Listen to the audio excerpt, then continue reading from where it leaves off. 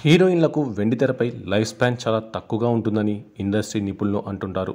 కానీ కొందరు హీరోయిన్లు మాత్రమే ఆ స్టేట్మెంట్ తప్పు అని నిరూపించగలరు. అందులో సమంత కూడా ఒకరు.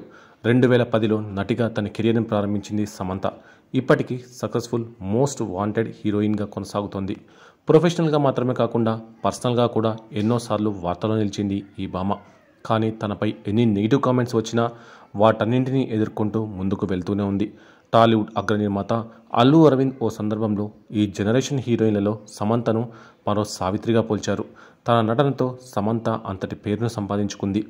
చాలా తక్కువ మంది హీరోయిన్లకు మాత్రమే సమంత లాంటి డెబ్యూ లభిస్తుంది. గౌతమ్ మీనన్ లాంటి దర్శకుడితో ఏ మాయ చేసేవా లాంటి ప్రేమకథతో ప్రేక్షకులకు హీరోయిన్గా పరిచయమైంది సమంత. మొదటి సినిమాలోనే జెస్సీగా యూత్ను విపరీతంగా ఆకట్టుకుంది. అందుకే తనకు స్టార్ హీరోల సరసన అవకాశాలు రావడానికి పెద్దగా సమయం పట్టలేదు. Back to back NTR, Mahesh Babu లాంటి నటులతో జతకట్టి హిట్లు కొడుతూ గోల్డెన్ లెగ్ అనే ట్యాగ్ను కూడా దక్కించుకుంది. తెలుగులో మాత్రమే కాదు, తమిళంలో కూడా సమంత ఒక సక్సెస్ఫుల్ కెరియర్ని కొనసాగించింది. ఇక ఏమాయ చేసేవే తర్వాత చాలా కాలం పాటు గౌతమ్ మీనన్ సినిమా అంటే సమంత ఖచ్చితంగా ఉంటుందని ప్రేక్షకులు ఫిక్స్ అయిపోయారు. ఏమాయ చేసేవే చిత్రంలోని కుందనపు బొమ్మ కుందనపు బొమ్మ కుందనపు బొమ్మ నువ్వే మనసుకి వెలుగమ్మ కుందనపు బొమ్మ నిన్నే మరువదు ఈ జన్మ, ఏమాయ చేసేవే చిత్రంలోని ఈ పాటను అనంత శ్రీరామ్ బహుశా సమంత రూపాన్ని ఊహించుకునే రాసి ఉంటాడు. అందుకే ఈ పాట వింటున్న ప్రతిసారి సమంత కోసమే ఈ పాట పుట్టిందా అన్నట్టుగా ఉంటుంది. ఒక స్టూడెంట్గా తన అకాడమిక్ ఎక్సలెన్స్ గురించి తరచూ ఇంటర్వ్యూలో పంచుకునే సమంత నటనా ప్రపంచంలోకి ఊహించని విధంగా అడుగుపెట్టింది. ఇంట్లో ఆర్థిక పరిస్థితి కారణంగా జీవనోపాధి కోసం సమంత పాఠశాల వృత్తి ద్వారా చిన్న చిన్న ఉద్యోగాలు చేసేది. సమంత 10 లేదా 11వ తరగతిలో ఉన్నప్పుడు 8 గంటల షిఫ్ట్ కోసం ఒక కాన్ఫరెన్స్లో హోస్ట్గా పనిచేసింది. అందుకు 500 రూపాయల జీతం అందుకున్నానని సమంత ఒకసారి వెల్లడించింది. కాలేజీలో ఉండగానే కెరియర్ ప్రారంభంలో మోడలింగ్ వైపు మొగ్గు చూపినప్పటికీ ఎప్పుడూ చదువుపైనే దృష్టి పెట్టానని సమంత తరచూ ఇంటర్వ్యూలలో వెల్లడిస్తూ ఉంటుంది. అయితే స్వదేశంలో పరిస్థితుల కారణంగా ఉన్నత చదువుల కోసం ఆస్ట్రేలియా వెళ్లాలన్న తన కలను వదులుకొని సినిమాల్లోకి రాకముందే ఫుల్ టైం మోడలింగ్ చేసింది సమంత. దర్శకుడు, సినిమాటోగ్రాఫర్ రవివర్మన్ సమంతాన్ని సినిమాల్లోకి అడుగుపెట్టేలా చేసినట్టు తెలుస్తోంది. దాంతో సమంత డెస్టినీ మారిపోయింది. నటుడు, దర్శకుడు రాహుల్ రవీందర్తో Moscow in Kaveri movie Samantha తొలి చిత్రం. ఇందులో దర్శకుడు ఆమెకు ఒక పాత్రను ఆఫర్ చేశాడు. కానీ ఈ సినిమా కంటే ముందు ఏమాయ చేసేవే విడుదలైంది. దాంతో సమంత తొలి సినిమాగా ఏమాయ చేసేవే నిలిచింది. ఇక సమంతకు సంబంధించి అనేక పుకార్లు సోషల్ మీడియాను షేక్ చేస్తూ ఉంటాయి. కొన్నిసార్లు దీనిపై సమంత స్పందించి కౌంటర్ ఇస్తే ఇంకొన్నిసార్లు లైట్ తీసుకుంటూ ఉంటుంది. ఇక సమంత రెస్పాండ్ అయ్యి వార్నింగ్ ఇచ్చిన రూమర్స్కు మాత్రం తెరపడటం లేదు. ముఖ్యంగా ఎప్పటి వార్తలను మళ్ళీ ట్రోల్ చేయడం, నాగచైతన్యతో సమంతను పోల్చుతూ కామెంట్ చేయడం అనేది కామన్ అయిపోయింది. అయితే ఈ క్రమంలోనే నటికి సంబంధించిన ఓ ఇంట్రెస్టింగ్ న్యూస్ నెట్టింట వైరల్ అవుతోంది. గౌతమ్ మీనన్ దర్శకత్వంలో వచ్చిన ఏమాయ చేసేవే సినిమాలో శామ్ హీరోయిన్గా నటించిన విషయం తెలిసిందే. దీంతో ఈ మూవీ సమయంలో సమంత దర్శకుడికి చాలా క్లోజ్ అయిందట. తనతో చాలా సరదాగా ఉండేదట. ఇక వీరి కాంబోలో ఎటో వెళ్ళిపోయింది మనసు సినిమా కూడా వచ్చింది.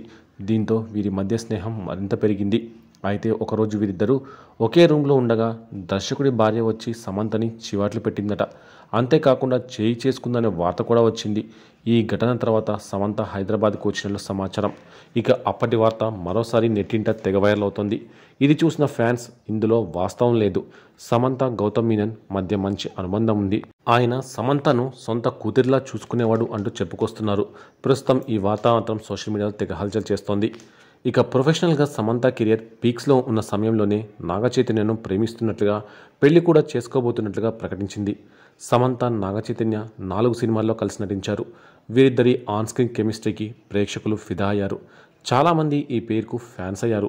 వీరి పెళ్లి గురించి ప్రకటించినప్పుడు ఫ్యాన్స్ అంతా చాలా హ్యాపీగా ఫీల్ అయ్యారు. కానీ అదంతా కొంతకాలం వరకే.